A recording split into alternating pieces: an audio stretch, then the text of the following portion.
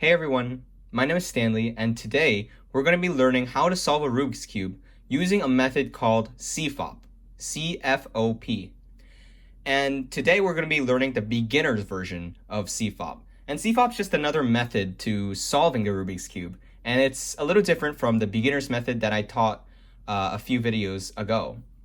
Although you can master the beginner's method and speed up the time that you're spending on solving the Rubik's Cube, and slowly cut down on that time, you can also use CFOP as a more efficient and faster way to get shorter times if you want.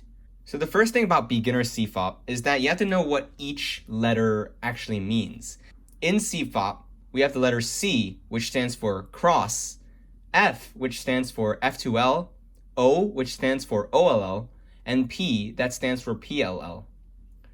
So we'll go over the cross and the F2L in this video for part 1. So starting off with the cross. So we know that we have to make a white cross on the top layer in which all the edge pieces match up with the corresponding center. So we can just look around and see if we can find any edge pieces that we can immediately put in. I can see 2 in the bottom here, a white edge piece with a blue and a white with a green. We know that they're opposite from each other, so we can move this edge piece all the way up just by rotating this front piece clockwise or counterclockwise 2 times. And now we can see the blue is on top, the blue edge piece with the white. And now the green, we can move that up too, but it has to be opposite from this blue edge piece with the white. So since the green is over here, we can move the edge piece of the green and the white to be opposite of this edge piece. So now it's over here. So if we move this face counterclockwise or clockwise 2 times, then it will be up here opposite from the blue. And now we can just align this really quick to the centers so that the greens match and the blues match. So looking at the centers, we can see that this edge piece must be a white and a red edge piece, while this edge piece must be a white and an orange edge piece because of the center. So right here, I can clearly see an edge piece that is white and red. And it's on the bottom layer, but the white side is on this face over here. So let's just really quick line that up with the red center. What we did before in the beginner's method was that we brought this up so that it's on the top layer. And then once we figured out that this was not in the correct spot, like this white had to be up here and the red was supposed to be on this side, we rotated it to the side, moved it in, move the top face like this way so that it can be easily inserted like that, and move the top face back so that all these centers or correspond with the edge piece. Since we're not using the beginner's method, we did not have to rotate this red and white edge piece to the top where we rotated one more time clockwise and then did whatever we did before. We can just go straight to that step by rotating this face counterclockwise. So we want to get this edge piece to this part, right? So all we have to do is just rotate it counterclockwise. Instead, in the beginner's method, we moved it all the way up. So we rotated twice and then rotated 3 times in total in order to get it into this spot. But all we have to do is rotate it once counterclockwise to get it to that spot. So it's just shorter and reduces the amount of time that it takes to do some of the stuff. So now that it is over here, we can do exactly what we did before and move the top face so that it is aligned with where it wants to go, and we move that face, that right face up, and then move that top face back, and we can see that the edge piece is now inserted. Now, that last edge piece we can see is right here, white and orange. So what we do is that we want to put it over here. So I can clearly see that because the white piece is over here on this face, I can just move it up like this so that it can easily put in the top face. Right now, however, it's going to displace the green. In order to put this edge piece over here, we can just move the top face so that it is aligned with where it should be going. And basically all I had to do is move that up so that it's aligned and move that top face back to where it was before, and boom, now it is inserted in the correct place. And now we have the white cross with the centers corresponded, much faster and more efficient than what we did in the beginner's method.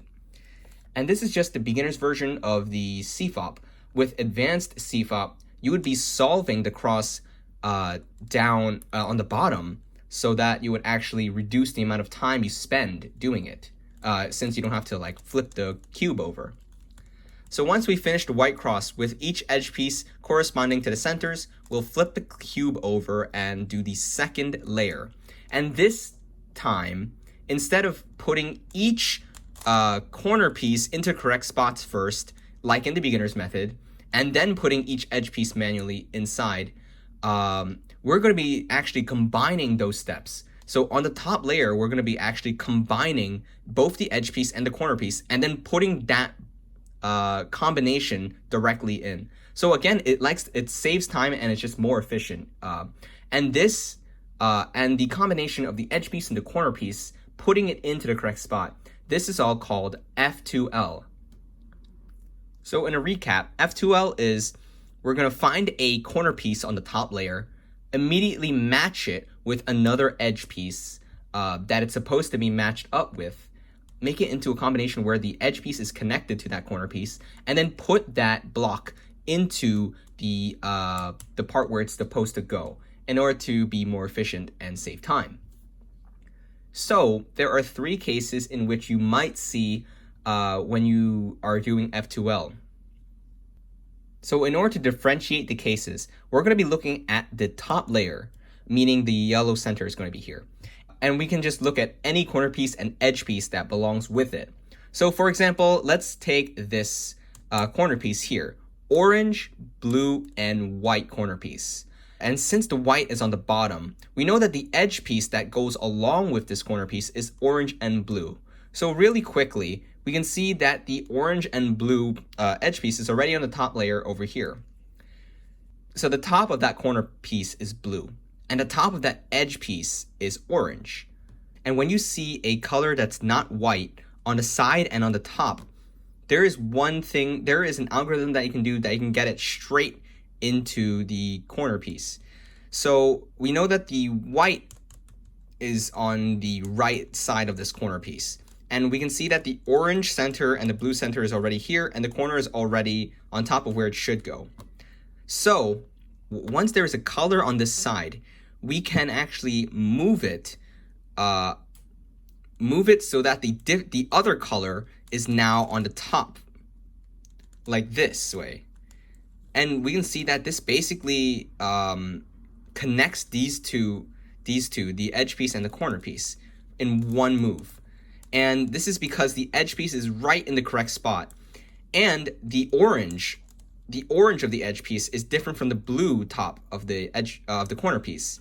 And so when we move that orange part of the corner piece up this way, it connects them basically. And then now, after we connect them like that, we can move this top face clockwise so that edge piece and corner piece that was connected moves into the correct spot where it should be inserted. And you can see that it's already inserted with these 4 pieces right here. And move that right back down. And we can see that we straight up inserted that edge piece and corner piece that we just connected in 3 moves. Now we can see that this edge piece was just coincidentally in the correct spot. But it could be possible that it's over here, that the top face of the corner piece is actually is the different color from the top face of this edge piece. But when we do that algorithm, we can see that it doesn't work. And that's because the edge piece is not over here, but instead over here. And if you want to directly connect it, it's obviously not going to work because it's in the wrong place. Because when you move this different color part up, it doesn't connect it with anything. So what we do is that we should move this edge piece that's in the wrong place to the correct place over here, on this position in order to connect it. So how do we do that? Well, we don't want this corner piece to move, so we only want this edge piece to move over here so that we can easily connect it this way. So how we do that is that we move the corner piece down like this way. Or you can move it down this way. And it really depends, and it only depends on what is already connected or not connected over here. If there is nothing connected over here, you can just do it this way because it will get messed up over here. But if there is already something connected over here, do not do it this way or else it will mess it up. And same thing with here. So since we're just starting out, we can see there's nothing already connected here. The edge piece is there, but there's no corner piece over there, so I can easily mess this up. So we can just move this corner piece down like this way, move the top face so that this edge piece that was over here is in the correct position to be inserted, and we can move this corner piece back up. Now it's in the same scenario as what we did before, and we can just directly connect it by moving the other color, the orange, up over here and connecting the edge piece over here, moving the top face so that it aligns, and moving it back down. Now the second version, or the second thing that you might see, is when you look at the top face of a corner. Let's say we have this corner, a green, red, white corner piece, and we look at the top face as green, and we find the edge piece on the top layer, and we can see that the edge piece is green and red. But both the corner piece and the edge piece both have a green side on the top layer. It's not a different color like we did before, but it's the same color now. So what we do here is that looking at the corner piece over here, we have to see that since there is a color up here, since there's a color other than white up here and another color other than white on this side, we have to move it down so that the corner piece is down here. But which way do we move it down? Do we move it down this way, the corner piece down that way, or do we move it down this way?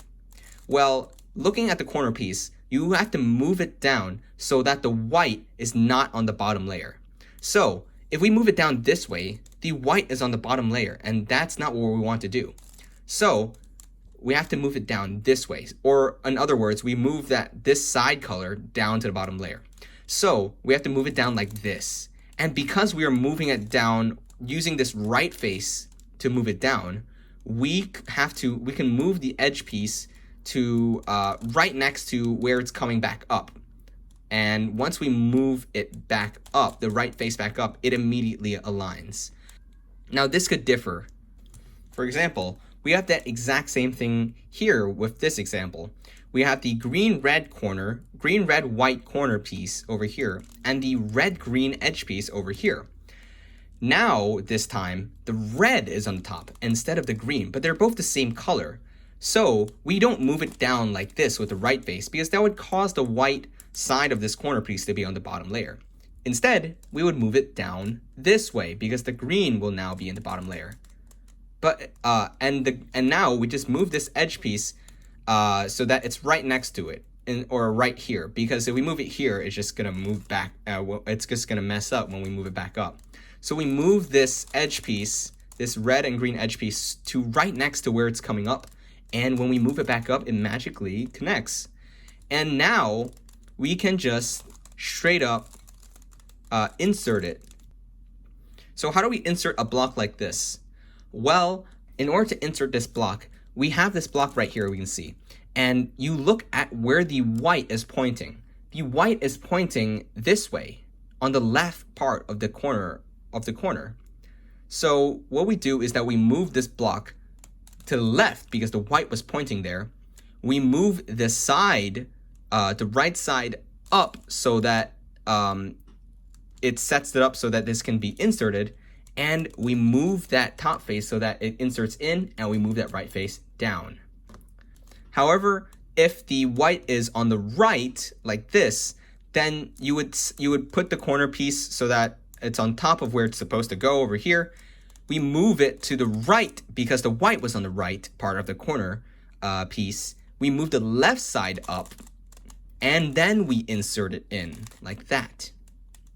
Now we've done this part and this part in a much faster time. Now, there is one more thing that you might see when doing F2L. It's when the top face of a corner piece is white and not any other color like green or orange. Instead, it's white. So once we find the edge piece, over here. And this time, it's not on the top layer. So what we do is that we can move the right face up so that this is now in the top layer. We move it out of the way so that there is nothing important over here that we can move back down, and we just move it back down. So the corner is still here on the top layer, and now the edge piece is now here on the top layer. Now what we do when the white is on the top is that we don't look at the corner piece this time. This time we focus on the edge piece and connect it so that the side of the edge piece matches the corner over here. Now, since the edge piece is connected now to the center, we know the top is green. So let's consider the green, the left side, and the orange, the right side. Now we have this edge piece over here, and it's connected to the right side. Since it's connected to the right side, we're gonna rotate this face to the right, like this. And then we can rotate this corner piece to connect it when that edge piece was not on the top layer. And then we can move it back down so that now it's a connected piece. And that connected piece can easily be inserted, seeing that this white is on the left. So we can just move it to the left like this, move the right side up, and insert it in like that. Now this might work for the opposite way. So if we had this corner piece up here, white, orange, and green, and we found this edge piece, orange and green, on the top layer, once we match it, this time it's matched on the green side, with the orange being on top. So what we do here is that because it's connected to the left side, we rotate this away from the orange, or counterclockwise this way. And wherever that edge piece ended up, which is over here, we move that corner piece so that it's above where it was, the edge piece was, in order to connect it immediately. Then we can rotate this side back up, and we can see we have immediately connected it. And since this white is on the right, we move it, the top face right, and insert it with this algorithm. Now we have one more to go, and we can see this time the corner piece is here and the edge piece is here. The top parts are in the same color. However, they are actually connected. They are connected, but they're not connected correctly. So what we have to do here is that we have to separate the corner piece and the edge piece. So how do we do that? Well, we can just move this corner down, move the edge piece away, and move the corner back up. But oh wait, we just messed up exactly what we were just working on before. So how do we do that? So how do we separate it without messing anything up? Well, when you want to separate this block, when we're moving the corner down, we want to make sure that this area, or the back area that is being put up to the top layer when we move the corner down like this, is not something that we were working on. So we can move this top layer so that it's like this, so that this back part is nothing that we were working on, and could be switched in and out. So we can move this corner down now and not worry about messing anything up. We can now move this edge piece away from where it was, and then we can move the corner piece back up. And now they are separated, both the corner piece and the edge piece. Now this is the second case in which the corner piece, the top face is red, and the edge piece, the top face is red. So what we do here is that we can move the blue side down, this corner piece down, in order to not have the white as the bottom layer. So and the bottom layer, so we don't have to move it down like this. We have to move it down this way.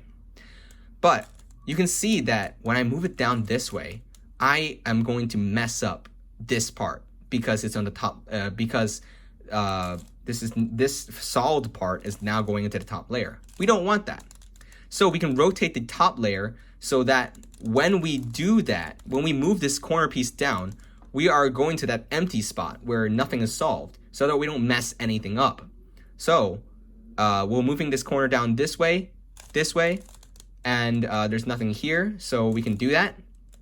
And with the second case, we move the edge piece right next to where it's coming up, and then we move the right face back up in order to connect it.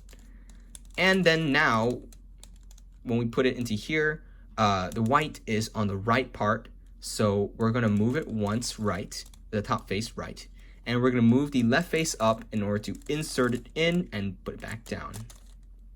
Now, we have completely solved the second layer of the Rubik's Cube, using F2L, combining both the edge piece and the corner piece in the top layer and inserting it directly. If you want to get better at doing this, it might seem like kind of complicated, but if you want to get better at doing this, you would just have to memorize the cases and then keep practicing. Just keep practicing like all sorts of cases, and eventually you'll get much better at doing so. That's really all from me today. I hope you learned about doing the cross and F2L in the beginner's part of CFOP. If you're interested in anything else made by Tasc team, feel free to check out any other videos. If you have any questions, feel free to contact me in the description with my email. And I hope you have a nice day. Bye.